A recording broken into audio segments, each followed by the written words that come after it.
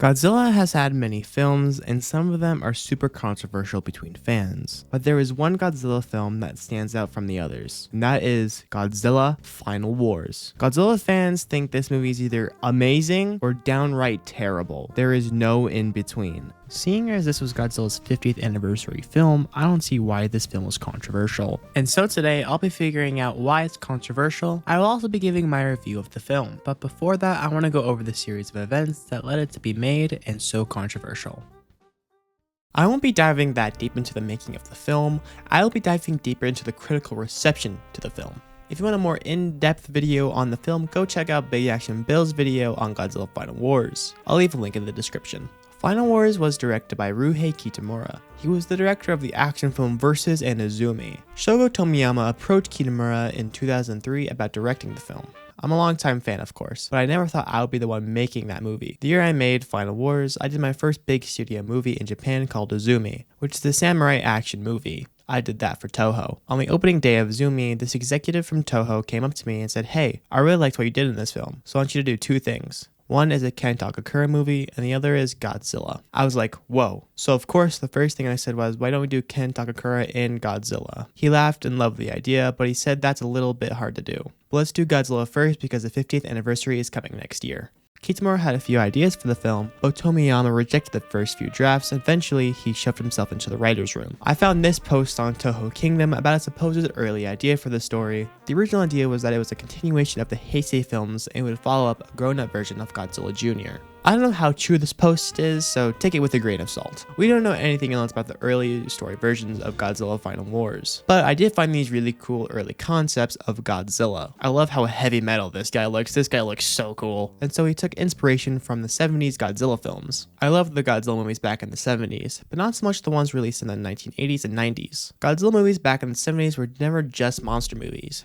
There were always messages and themes that reflected the time and world within which they were made, and they combined this so well with straight-out entertainment. They lost that touch in the 80s. Kitamura would say this is the best of album for the Godzilla franchise. We picked lots and lots of the best elements from the past and combined it in a new way. It's what I love about Godzilla and what I don't love about recent Godzilla movies. They decided which monsters to put in the film by unboxing Bandai figures and decided which monsters would look best with each other on screen. Jet Jaguar was considered, but in my opinion, we didn't lose much. Kitamura would say that he didn't really fit in the world of Final Wars. Since 2004 was Godzilla's 50th anniversary, he received a star on the Hollywood Walk of Fame. The film was released in theaters on November 29th in Japan, but on November 4th, it had a red carpet premiere in Los Angeles. Now I'm going to be going over some Letterboxd reviews that I found about Godzilla Final Wars, so let's start off with... This shit is schizophrenic. I was hoping for more from this, to be honest, but it was just a big fan servicey, throw as much as we can into the pot type of thing. Wasn't a fan of the addition of mutants either. The opening credits were pretty awesome though. Incomprehensible plot, baffling costume choices. I had fun. There was a point where I was certain I had been watching this for 3 hours, and I was barely an hour in. I could never have predicted to see Music by Sum 41 as an opening credit. This is far and away the worst Goji film I've seen thus far. Even moments that evoked a chuckle from me can't raise my star rating higher than a half. This review is fairly long, and if you want to read the rest of it, feel free to pause the screen. Manila needs to be publicly executed. Most batshit crazy, goofy, and visually appealing Godzilla movie, wrapping up years of Godzilla movies and the last movie to use suits for the kaiju.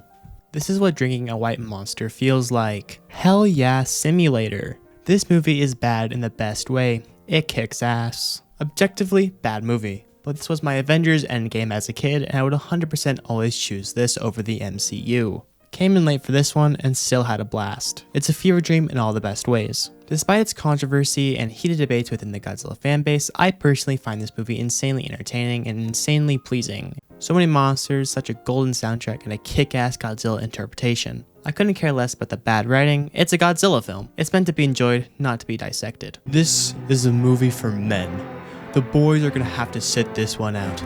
Final Wars is a cinematic work that can only appreciate if you have massive balls. Every scene exudes testosterone. It's constant action from the word go. Even the humans get on the action. The motorcycle shootout is pure genius. The mutants and aliens are all cool as fuck. The kaiju cast is massive. Manila and the 1998 TriStar Godzilla in the same movie is just mind-blowing to me. Gigan's design is peak.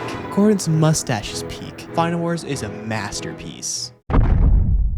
So it seems like people just find this movie just really bad, but also really good in the most ironic, but also unironic way. People know it's bad, but they still just like it, which is completely fair. I can definitely see why it's controversial, especially with the monster fights and also just the bad writing and bad acting in the film. It does seem like everybody can agree that it's very balls to the walls action as well. But what do I think of the film? Here is my review of Godzilla Final Wars. We'll start with my negatives for this film. Very long.